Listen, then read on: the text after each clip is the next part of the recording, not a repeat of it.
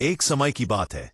सुंदरपुर राज्य में एक दयालु लेकिन थोड़ा घमंडी राजा रहता था।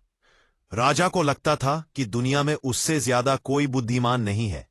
राजा के पास कई पालतू पक्षी थे, पर एक दिन सैनिकों को जंगल से एक हरा, चमकीला, बोलने वाला तोता मिला। तोता बहुत हाजिर जवाब और चतुर था। सैनिक उसे राजा के पास ले आए। राजा ने हंसते हुए कहा, तोते, मैंने सुना है कि तुम बहुत चतुर हो। क्या तुम मेरी बुद्धि का मुकाबला कर सकते हो?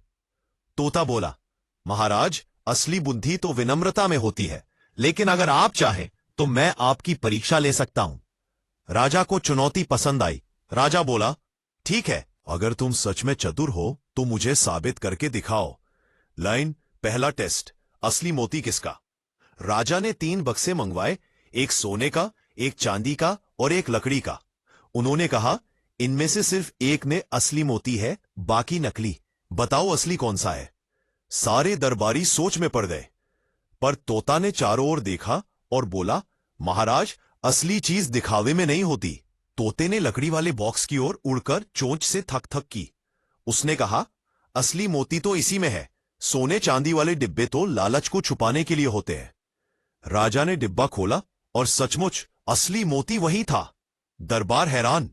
राजा ने कहा, तोता, मेरे दूसरे सवाल के लिए तैयार हो जाओ। तभी राजा ने 3 सुंदर गुलाब मंगवाए, 2 नकली, 1 असली। वह बोला, अगर तुम इतने चतुर हो तो असली फूल पहचानो। तोता मुस्कुराया। वह खिड़की की ओर उड़ गया और बोला, असली फूल तो वो है जिस पर मधुमक्खी आए। बिना खुशबू वाले फूल असली कैसे हो सकते हैं? उससे एक छोटी मधुमक्खी उड़कर आई और तीसरे गुलाब पर बैठ गई। तोते ने कहा, महाराज, ये रहा आपका असली फूल। राजा ने कहा, तोते, मेरा तीसरा सवाल सुनो। करनी जंगल में जानवर परेशान है। कोई उनकी चारा चुरा रहा है। पत्तों की सरसराहट सुनी और पतों की सरसराहट सुनी। रात में चौकन्ना होकर निगरानी की। आखिर उसने देखा कि चारा खाने वाला कोई जानवर नहीं, बल्कि चालाक व्यापारी था जो अंधेरे में चोरी करता था।